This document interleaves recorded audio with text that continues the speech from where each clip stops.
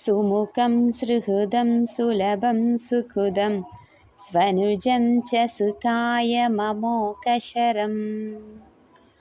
अपहाय रघुद्वहमन्यमहिं न कदञ्चन कञ्चन जादुभजे विना वेङ्कटेशं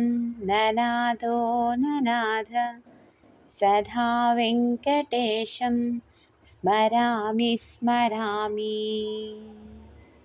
हरे वेङ्कटेशं प्रसीद प्रसीद प्रियं वेङ्कटेश प्रयच्छ प्रयच्छ अहं दुरतस्ते भदाम्बोजयुग्मा प्राणामेच्छायागत्या